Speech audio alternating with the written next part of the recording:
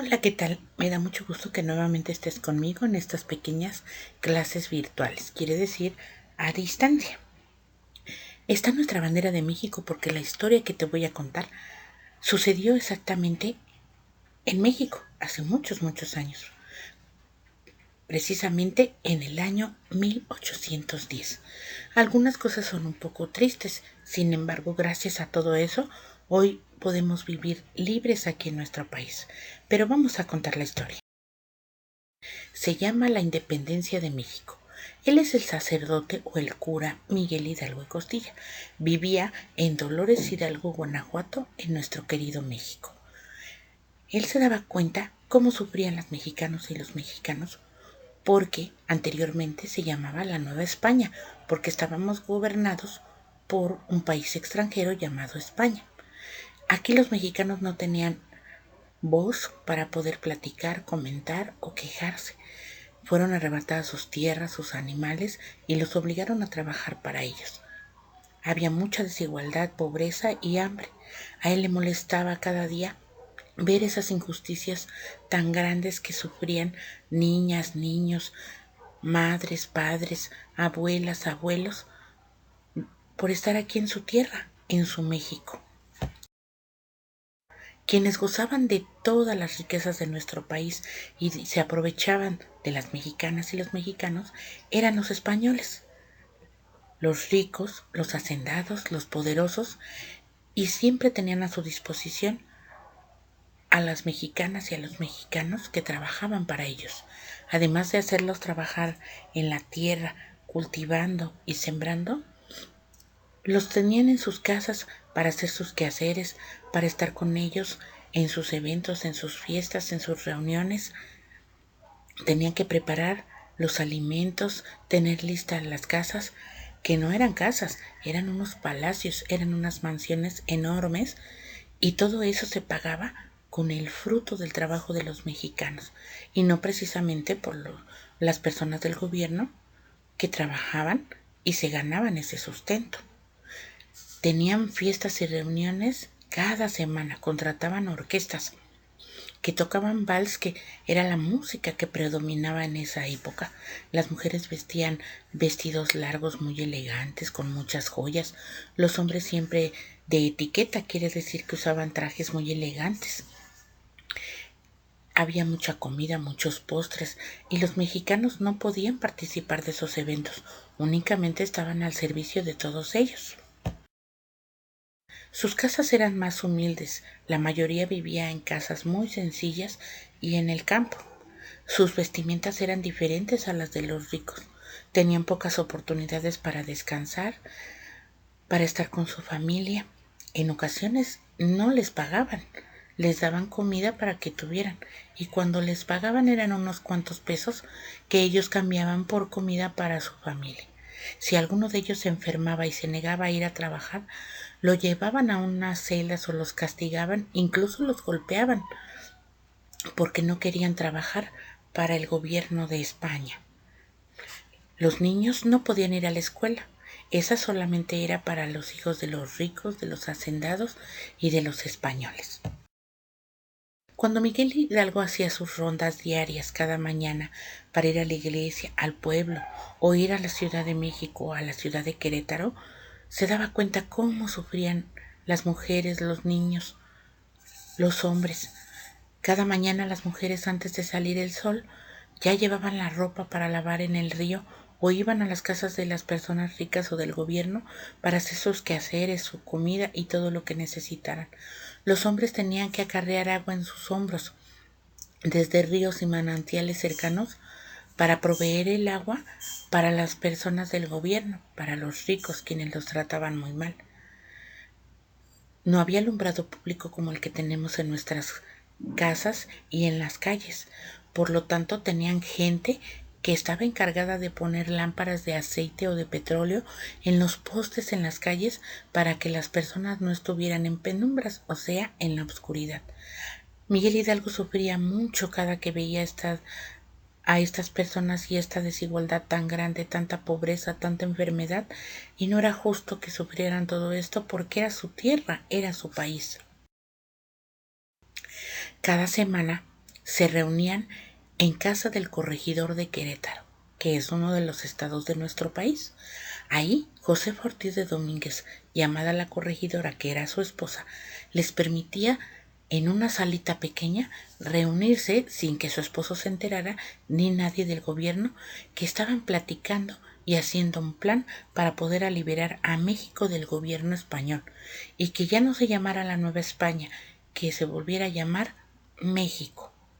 Todos se reunían cada semana y siempre decían lo mismo: no es justo que traten así a nuestro pueblo, a las mexicanas, a los mexicanos, niñas, niños, señoras, señores, abuelitas y abuelitos que están en este país, que es suyo, que es su tierra, que les hayan quitado todo lo que tenían y que los obliguen a trabajar tanto y que no haya igualdad, que los niños no puedan ir a la escuela y que sufran tanto todos los días.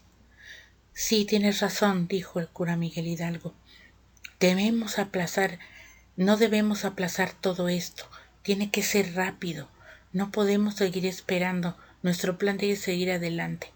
Josefa Ortiz de Domínguez lo interrumpió y le dijo: señor cura, le voy a entregar esta carta.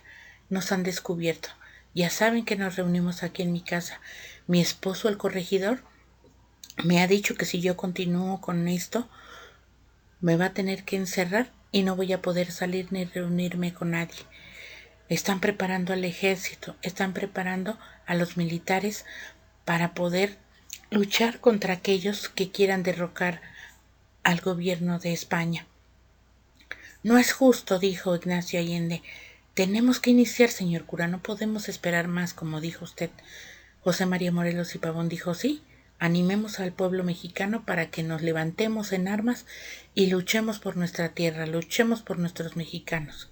Aldama se quedó pensativo y dijo: señor cura, ¿pero cómo van a luchar ellos contra el ejército que está armado?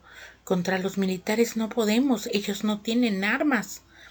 Entonces José María Morelos y Pavón se levantó y dijo: señor cura, invitemos a los mexicanos a que busquen piedras, palos, fierros, antorchas, lumbreras, lo que tengan en sus casas y lo que puedan recolectar, para que iniciemos nuestra lucha de la liberación del gobierno español. Tienen razón, convoquemos a los mexicanos. El día 15 de septiembre, cuando ya estaba empezando a oscurecer, en la iglesia donde vivía y trabajaba Miguel Hidalgo y Costilla, sonaron las campanas muy fuerte para que todo el pueblo se diera cuenta que algo sucedía. Todos se convocaron al llamado que les hizo el cura Miguel Hidalgo. Llegaron con antorchas.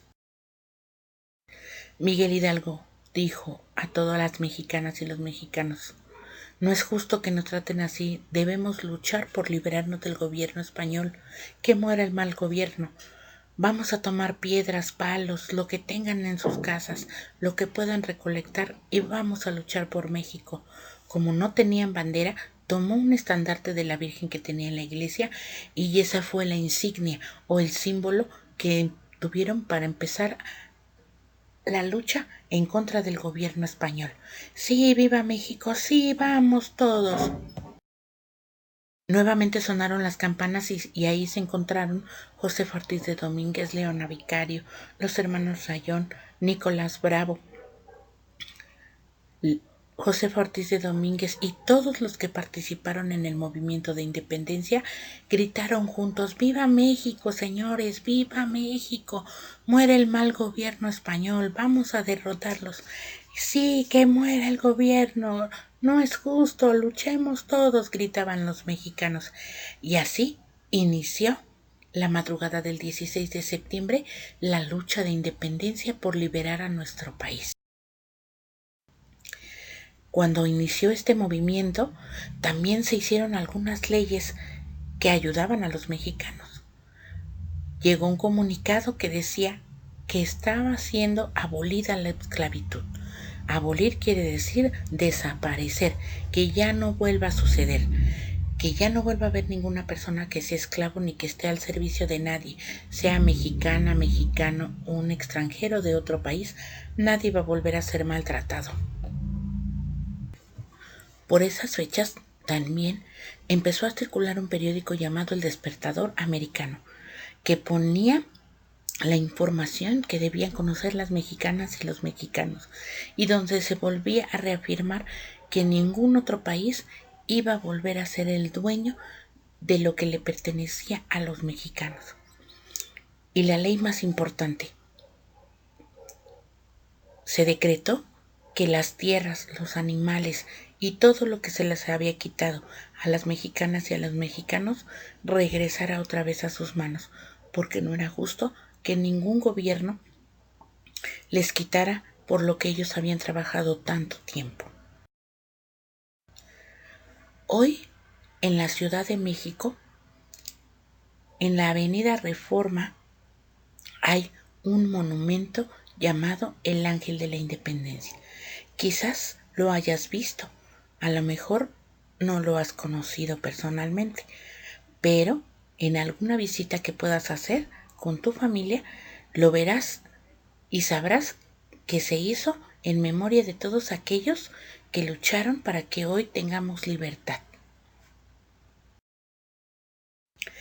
Cada año, el 15 de septiembre, en Palacio Nacional, el presidente de nuestro país toca la campana, la misma que Miguel Hidalgo tocó en Dolores Hidalgo. Ondea la bandera de un lado a otro y gritando fuertemente: ¡Viva México! ¡Vivan los héroes que nos dieron patria y libertad! ¡Viva Miguel Hidalgo! ¡Viva Josefa Ortiz de Domínguez! ¡Viva Aldama, Allende, Leona Vicario y todos los héroes que nos dieron patria y que nos dieron libertad! ¡Viva México! ¡Viva México! Personas reunidas en el Zócalo de la Ciudad de México se congregan para gritar junto con el presidente: ¡Viva México! ¡Viva la libertad! ¡Viva! ¡Viva! Se escucha música, se puede comer comida típica de nuestro país. La gente celebra, baila, canta, porque es como si fuera el cumpleaños de nuestro país. Dejó de ser la Nueva España y ahora es República Mexicana o México.